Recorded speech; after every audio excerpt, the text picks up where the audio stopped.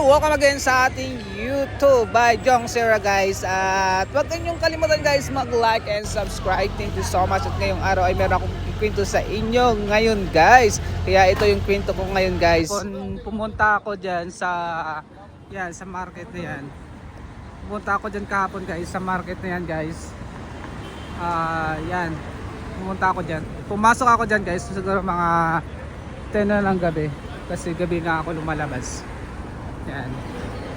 Ito guys, yan guys. Okay. Start natin yung kwento natin guys. Kasi pumasok ako kahapon at nag-ikot guys. Ano bang mga magagandang bilhin o ano yung mga mumurahing bilhin. Ngayon ay di ko alam na ay pinagbintangan ako ng security guard na shoplifter daw ako. Kasi nga bit-bit ko yung aking tag nito guys, yung aking selfie stick kahapon. Nag-ikot ako doon. Bit-bit ko yung selfie stick ko. Akala niya kasi yung selfie stick ko ay galing sa loob ng lulo. Nabanggit ko talaga. Akala niyo guys, ayan guys. Akala niyo guys yung selfie stick ko ay galing sa loob. Ay galing sa loob guys, kaya palabas na ako dun sa yan diyan sa market na yan. At tinawag ako ng security guard. Sabi ng security guard ay kailangan daw i-check muna. I-check muna. Hindi naman ako nag-ingay, sumama naman ako sa kanya. Talagang kinuha yung selfie stick ko, tapos nagtanong sa loob kung doon daw galing yung selfie stick ko. Sabi naman ng mga tindero doon ay hindi daw galing sa kanila. Talagang pinipilit siya guys na meron ba kayong ganito kasi bago to. Kasi bago nga yung selfie stick ko. At binili ko dito lang din sa Balad. Yung selfie stick ko guys, binili ko lang talaga dito. At hindi naman talaga mahal. Hindi naman mahal, tama. Hindi naman mahal yung selfie stick ko. Kaya lang, iwan ko ba, ba't napagtripan niya ako mukha bang shoplifter siguro ako. Kaya, chinik niya guys, tapos tinignan niya yung mga bulsa ng pantalon ko. Talagang tinusok-usok yun ng selfie stick pa. Tapos, ganon.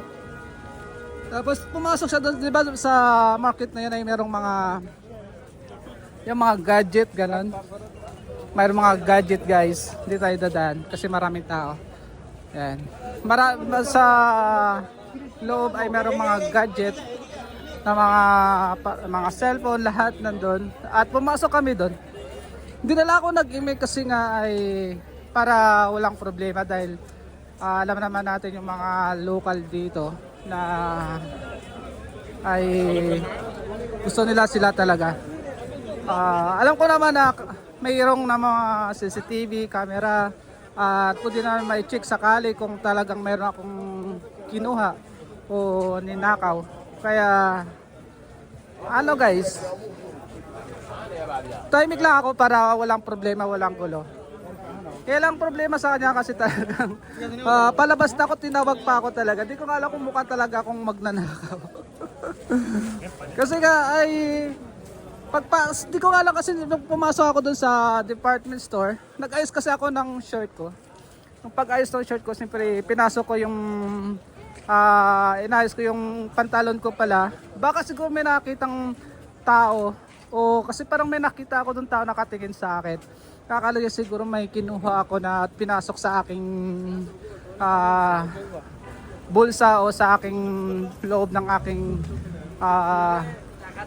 tag nito guys, sa loob ng aking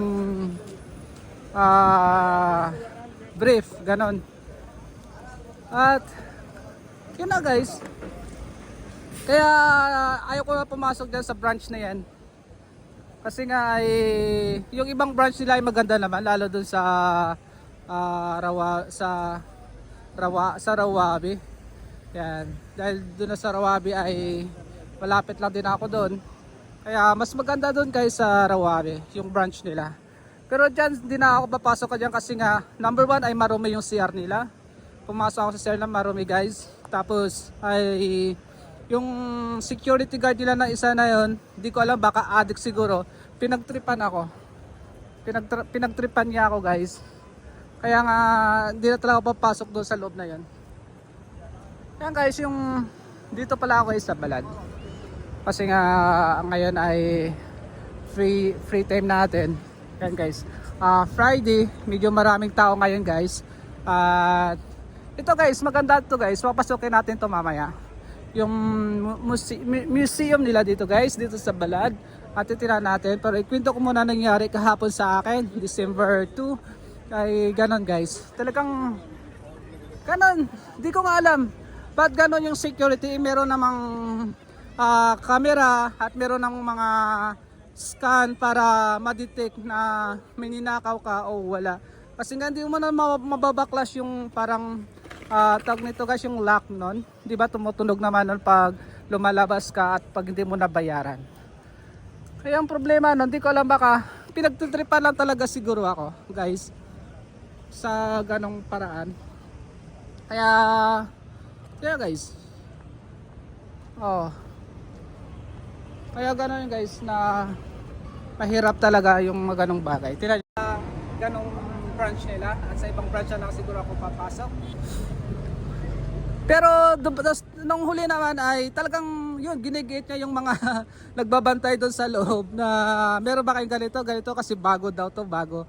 Kaya nga sabi ko nga bago nga yan, pero hindi ko yan binili dito at hindi ko kinuha yan dito, sabi ko sa kanya. Tahimik lang naman ako guys kasi meron naman akong sakali na talagang totoo ay meron naman mga CCTV camera at mga surveillance camera na naman sa loob ng kanilang supermarket. At maya maya ay dumating yung manager nila at sabi niya, okay, I'm sorry. Tapos sabi ko, no problem. Yun lang naman guys, yung sabi ko sa kanya. Kaya dito guys, medyo maraming tao. Saan ba yung mga tao dito? Yan guys, medyo yan. Kasi Friday ngayon. Kaya ganito guys. Ayan. Yan lang guys yung kwento ko guys. Yung nangyari na pinagbintangan ako na shoplifter. Shoplifter ba tawag dito sa mga pumapasok sa loob ng mall na nangunguha. Yan guys, yung mga experience ko dito sa branch nila kasi yung security, mukhang adik ata kasi nasa 40 plus na rin siguro, mga ganon, may edad na rin yung security nila kasi akala, yung mga ganon guys, yung security nila guys. Kaya hindi na talaga ako papasok dun sa tag nito, dun sa kanilang branch dito kasi marami lang mga magagandang supermarket at mga murang supermarket na pwede pumasok. Ayan guys, ito guys yung Balad guys. Again, nakapunta na ako dito pero ipakita ko ulit sa inyo. Yan sila nagre-relax. Yan guys, Friday ngayon kaya medyo ayan mga Cubs, yung ating kwento ngayong Cubs, dahil nga ay talagang pulubi tayo at napagbintangan tayo guys na bilang isang shoplifter dito sa kanilang branch dito sa Albalad, Jeddah ng kanilang security guard. Kaya wag nyo guys kalimutan mag-support YouTube by Jong Sera guys, at maraming salamat kakapanood o kakapakinig ng ating kwento ngayong araw at we are out. Peace. Maraming salamat.